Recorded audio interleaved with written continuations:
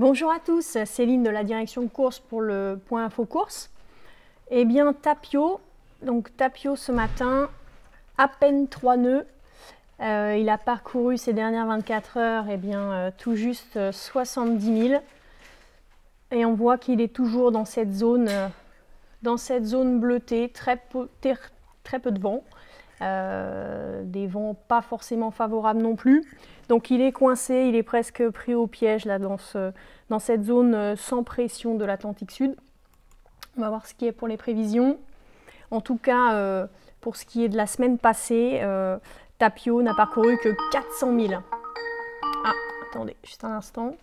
Donc Tapio n'a parcouru que 400 000, ce qui est vraiment pas grand-chose, sur les 8 derniers jours.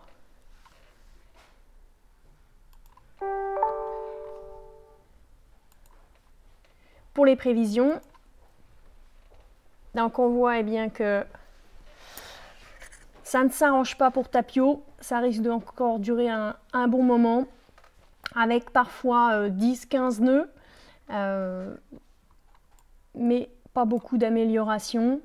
La prolifération des bernacles ne l'aide pas, il faut savoir que par de petites vitesses et puis des vents qui ne sont pas forcément favorables, plutôt de face, la proportion du ralentissement est très très forte, donc il risque d'avancer de moins en moins. Alors, voilà pour Tapio, on ne l'attend pas avant mi-mai, mais il nous confirme bien que tout va bien à bord. Il garde le moral. On va avancer jusqu'à la fin de semaine prochaine. Voilà, si on avance jusqu'au 23, donc il devrait récupérer un petit peu de vent, mais pas suffisamment pour rattraper la trace du Suali. Voilà pour Tapio. On va revenir aux prévisions du jour et aller à la poursuite d'Isvan. Isvan qu'on attend avec impatience. Il a très bien progressé ces dernières 24 heures. On va aller vérifier sur le tracker.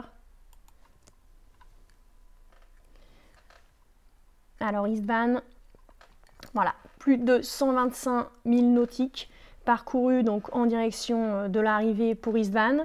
Il est à 4,3 nœuds, il a déjà un petit peu ralenti, il était aux alentours de 2,5 nœuds ces dernières 24 heures. Donc à bord de 2 puffins, son Tradewind 35. Alors, à quelle distance est-il de l'arrivée? On va vérifier tout de suite. Il est à moins de 250 000, ça c'est certain. Voilà, à peu près à 227 000 de l'arrivée des Sables d'Olonne. Mais encore quelques défis pour lui. Il nous confirme des problèmes de direction, avec la pale de son régulateur d'allure qui serait trop courte. Il a encore effectué des réparations hier, suite à une avarie. Et effectivement, lorsque Puffin chevauche les vagues, parfois la pale sort de l'eau. Donc il a encore quelques difficultés avec ça. On espère que ça va tenir jusqu'au bout. Si on avance dans les prévisions, donc on voit que là, il bénéficie encore de vent nord-ouest, une vingtaine de nœuds. Et les vents vont faiblir.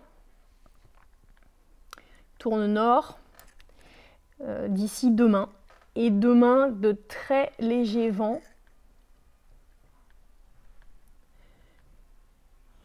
Voilà, on voit cette zone bleue, une zone anticyclonique qui s'approche de la côte, qui va le suivre et effectivement il trouvera de moins en moins de vent dans la journée de demain, jusqu'au 20 en matinée, où de légers vents vont apparaître, mais malheureusement venant du nord-est.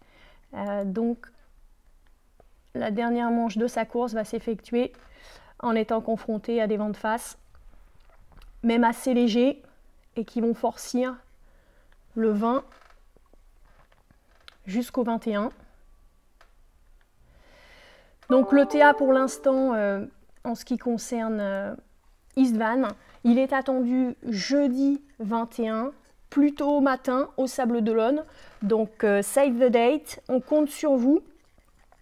Effectivement, si les prévisions devaient changer concernant la force et la direction du vent, il pourrait arriver un petit peu plus tôt. Mais il y a quand même de grandes chances qu'Isvan arrive jeudi matin au Sables d'Olonne. Il faudra venir l'accueillir au Chenal, bien évidemment. On compte sur vous. À très vite.